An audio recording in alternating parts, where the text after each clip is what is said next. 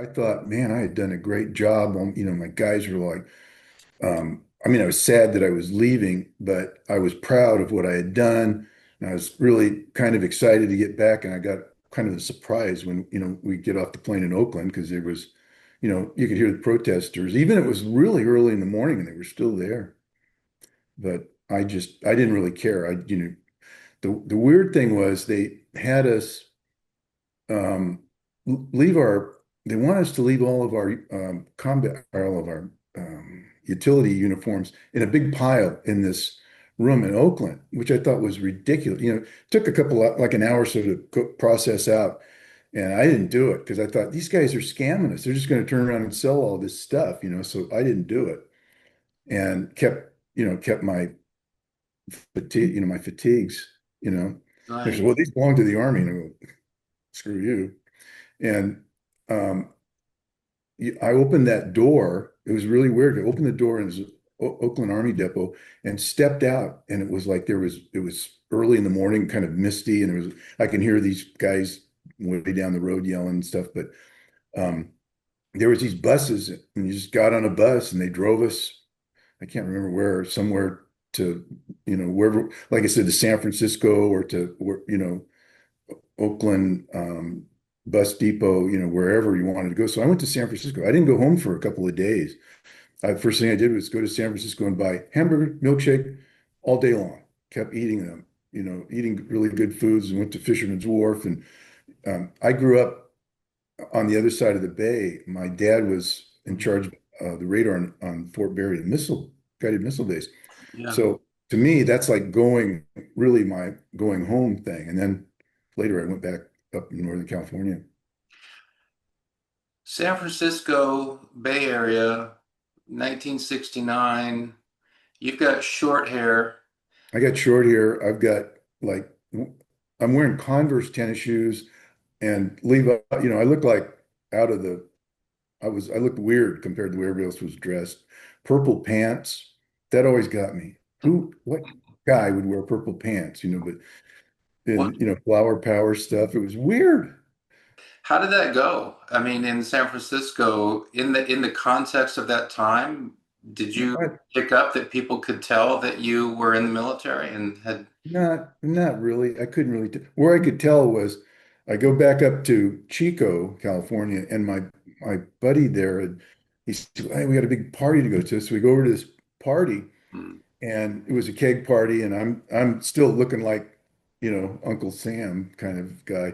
But I'm leaning against the back wall and listening to this one guy who was going on about, he was like one of those guys holding court, and he's talking about he sprained his ankle and this, they were playing rugby and how tough it is. And man, and everybody's going, wow. And you went back and you played again.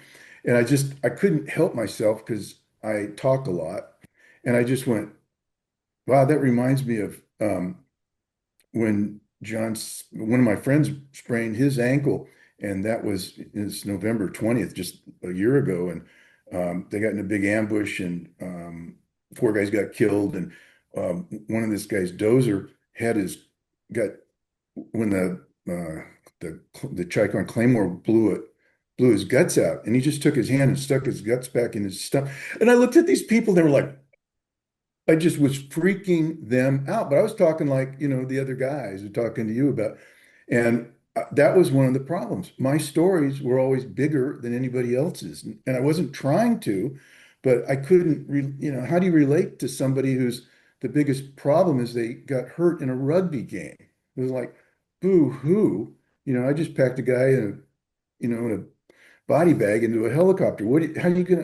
How do you, that was a hard thing for me to do. And then I right. realized I need to really stay away from people or get out, and I actually left California and I thought, oh, I'm going to go.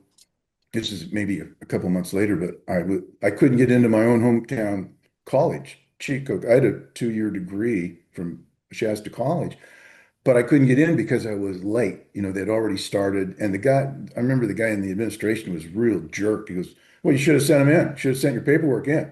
Uh, yeah. So I go out to Utah, and one of my friends said, why don't you go up to the University of Utah and try to get in there? And I thought, university? Wow, there's no way. Because I always thought, I'm this like little dirtbag kid from Northern California, that just, I was lucky to get a 2-year degree. And Sure. I had to walk around the administration building twice before I had the nerve to walk up the steps. And I go in, and of course, the woman says, "Well, we've already start school. Maybe you could get your paperwork in and try for the next quarter." And I heard somebody, she said, "You know what? Wait a minute." And because she read what I wrote down, I was in Vietnam. So she goes in and gives it to the administrator. His name was Norm Gibbons.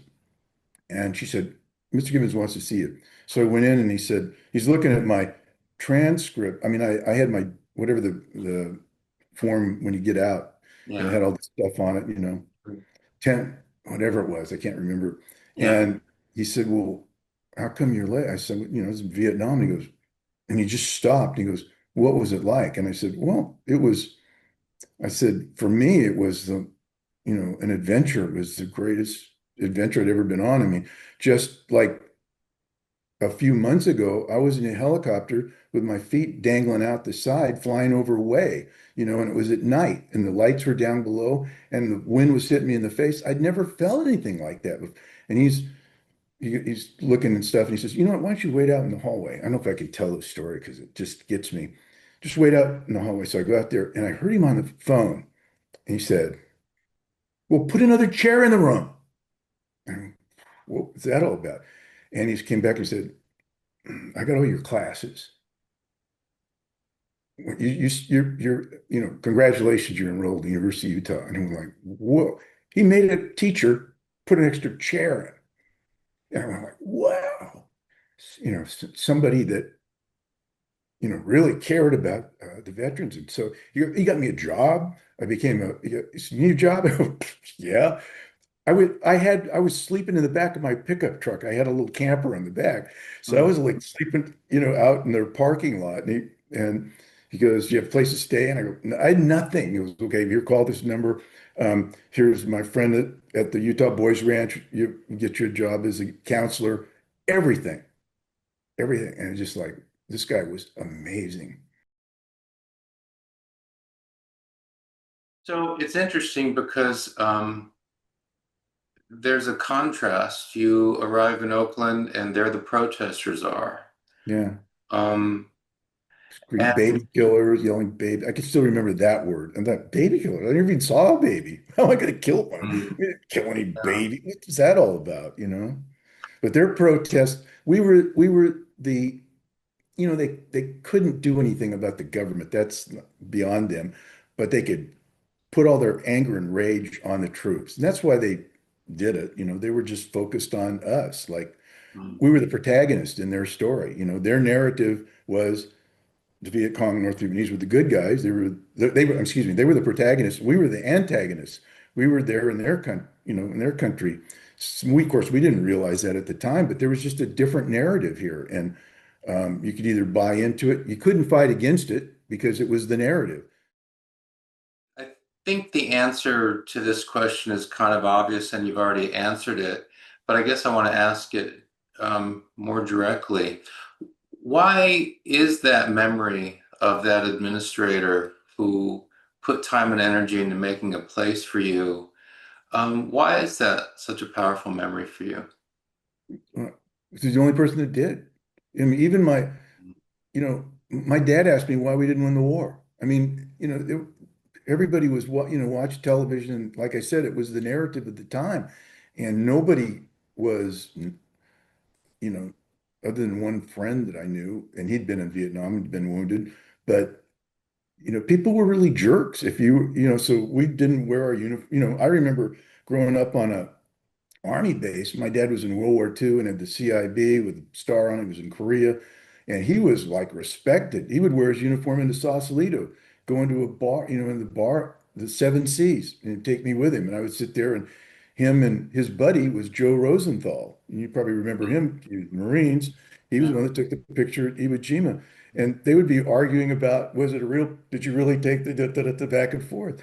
And these guys were respected. And so I thought, I grew up playing. My friends were privates and corporals and sergeant. My dad was a first sergeant, but I was probably it was my subconscious was shocked at, I volunteered for the Lurps. I was a paratrooper. I had the CIB. I had double eagles because I, did the second tour. I had all this stuff and it was meant nothing except to Norm Gibbons. It Mm-hmm. meant something to him. Mm-hmm. And so that's, so I never, got over that.